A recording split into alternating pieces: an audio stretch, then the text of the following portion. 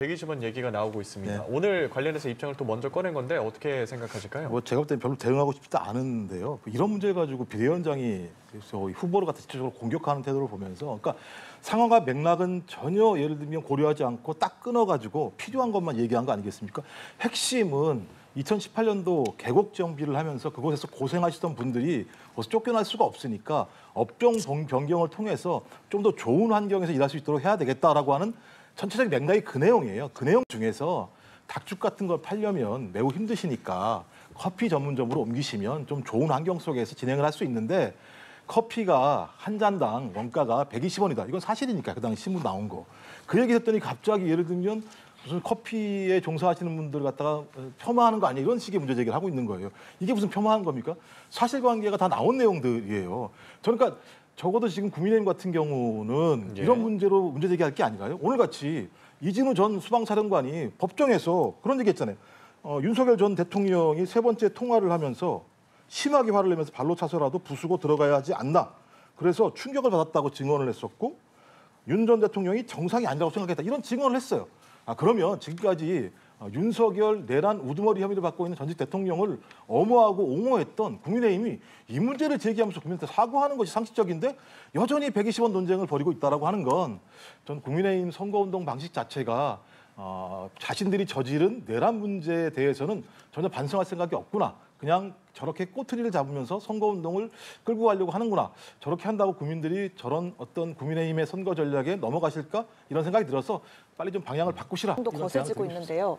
좀 어떻게 봐야 될까요? 후반으로 갈수록 선거전이 좀 과열되고 있는 양상이다라고 봐야 할까요? 아니, 김문수 후보에 대해서 이재명 후보가 도둑놈, 범죄자 이러면 좋아하시겠습니까? 제가 볼 때 거의 윤석열 시즌2 같아요. 윤석열 전 대통령이 선거운동할 때 이렇게 말씀하셨거든요.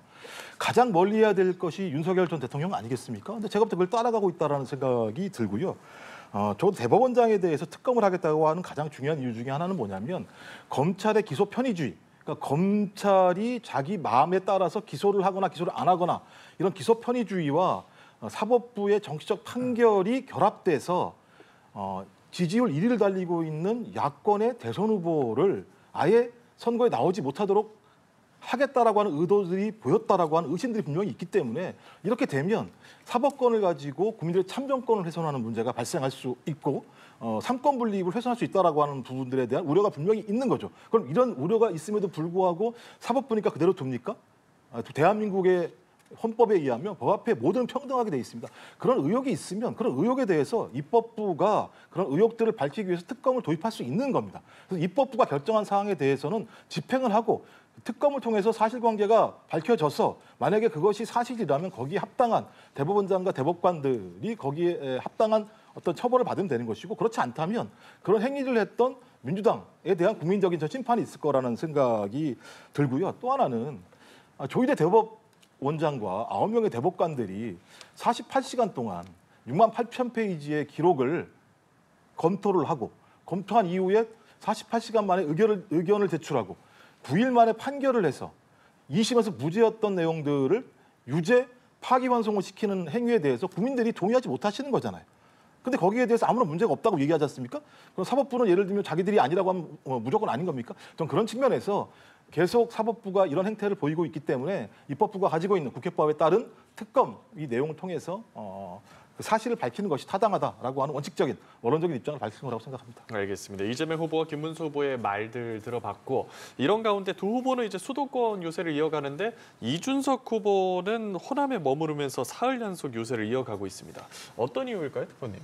제가 볼 때는 이준석 후보 같은 경우는 본인들이, 그러니까 이준석 후보가 표가 나올 수 있는 공간이 어떤 거냐? 20, 30대 남성, 그다음에 이제 70대 이상의 보수적인 지지층들, 그리고 또 아마 TK, PK 지역에 있는 보수층들이라고 생각이 드는데요. 그래서 아마 지금 상황에서는 호남에 가면서 호남에 있는 20, 30대 남성들에게 호소를 통해서 좀 표를 얻으려고 하는 전략이라는 생각이 들고요. 또 하나는 아마 호남 지역에서 김문수 후보는 힘들지 몰라도 이준석은 가능할 수 있어라고 하는 측면에서 단일화와 관련해서 본인이 좀 확장성이 있다라고 하는 여러 가지의 다목적 포석을 했다라는 생각이 들거든요. 근데 어느 순간부터 이준석 후보가 좀 이상해진 것 같습니다.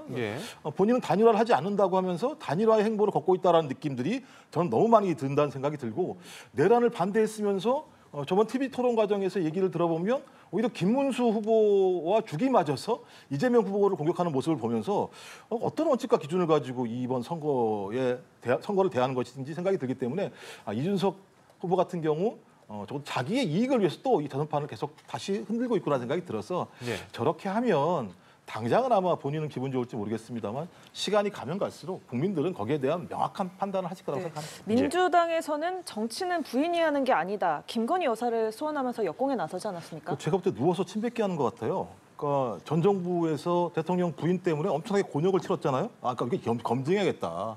그런 일이 생기지 않으려면 공개적으로 검증을 해야겠다 이런 생각을 하신 것 같은데 그러시지 않으셔도 아무 상관없습니다.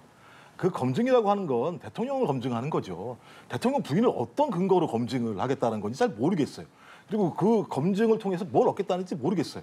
그래서 김용태 비대위원장이 젊은 정치인이고 비대위원장으로 뽑혀서 좀 선한 정치, 좀 스마트한 정치를 하실 줄 알았더니 120원 논쟁부터 시작을 해서 갑자기 쓸데없이 배우자를 검증하자라는 말씀을 하시는 거 보면 이분이 국민의힘 선대위원장이신지 아니면 국민의힘 선대위 실무팀장인지 헷갈리신 거라는 생각이 들고요.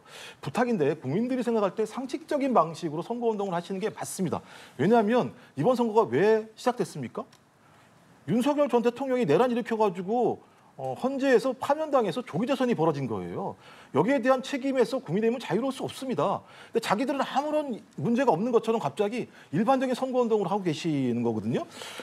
저는 저런 모습 자체에 대해서 국민들이 동의할 수 있을 것인가. 그리고 그 이전에 보여왔던 그 국민의힘의 단일화 과정의 그 아주 볼상스러운 모습들 다 아시는 거 아니겠습니까?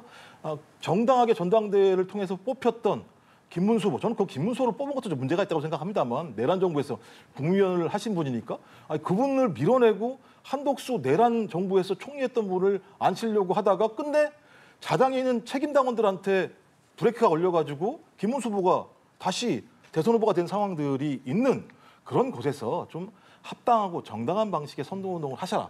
적어도 내란 이후에 벌어진 조기재선은 국민들에게 좀 이 정도의 좀 상식과 희망을 좀 보여줘야 되지 않을까요? 제 생각엔. 우리가 이번 대선을 치른 과정에서 다음 대통령을 뽑고 다음 대통령의 배우자가 누가 될 것인가에 집중해야 한다고 생각합니다. 저는 말씀하시는 부분 이해합니다. 그러니까 김건희 여사 문제를 윤석열 전 정부에서 제대로 대처하지 못했기 때문에 이렇게 윤석열 전 대통령이 좋지 못한 모습으로 퇴진할 수밖에 없었다는 점 충분히 공감합니다. 그러나 이제 윤석열 전 대통령과 김건희 여사는 과거의 문제가 됐고 김건희 여사에게 제기된 여러 가지 사법 리스크와 관련해서는 검찰 조사가 이루어질 겁니다. 그런데 이렇게 얘기를 드리는 것은 과연 다음 대통령의 배우자는 어떤 사람인지 유권자들은 굉장히 궁금해하고요.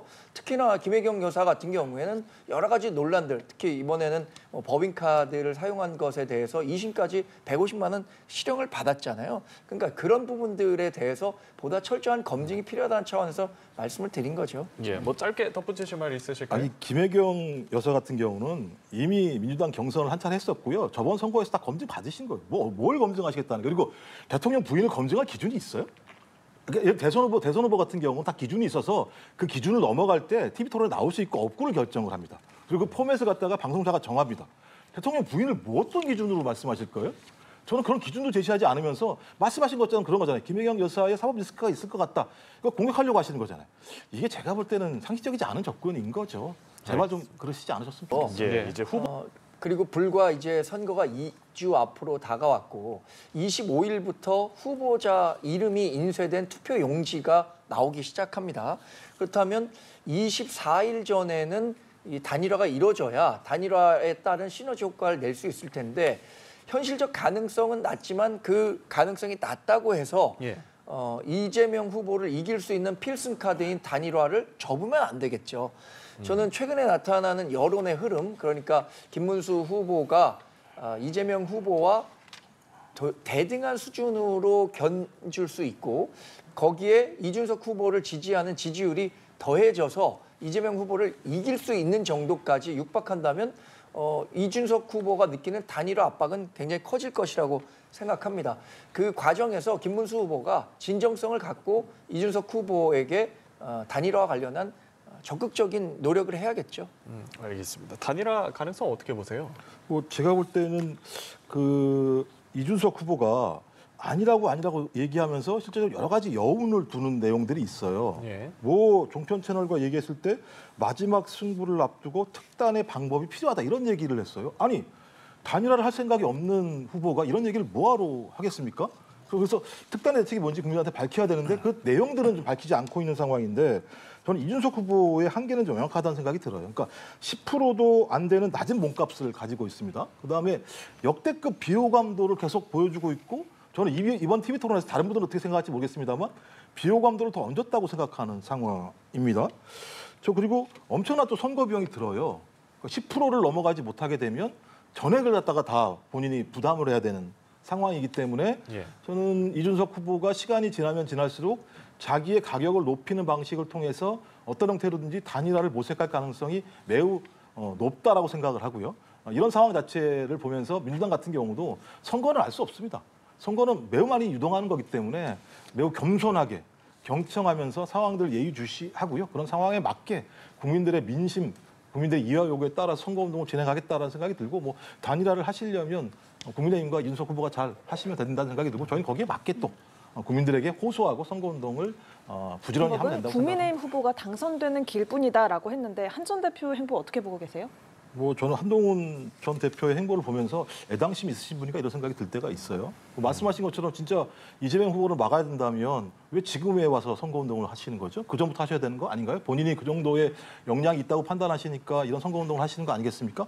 그리고 한동훈 전 대표 같은 경우도 마찬가지입니다만 책임이 꽤 있는 거죠. 윤석열 정부의 황태자 아니었습니까? 법무부 장관을 했었었고 비대위원장을 했었었고 총선에서 소위 대표하는 과정에서 본인이 선거를 진두지휘했었었고 그 이후에 경선을 통해서 본인이 또 떨어지고 김문수 후보가 됐으면 저는 그날부터 도와줘야 되는 거죠. 근데 제가 볼 때는 국민의힘에서 김문수 후보를 제외하고는 대선 승리보다는 오히려 대선 이후에 당권 투쟁을 위한 어떤 전략적인 싸움들을 벌이고 있는 것이 아닌가 생각이 들어서 예. 뭐 한동훈 전 대표가 어떤 선거 운동을 하든지 뭐 전 상관이 없겠습니다만 선거 운동을 하시려면 전제 조건을 달지 말고 그 온몸을 전력을 다해서 도와주시는 것이 애당심을 보여주는 길이고 그렇게 했을 때 당원들도 열심히 하는구나라고 그 진심을 알 수 있는 거겠죠.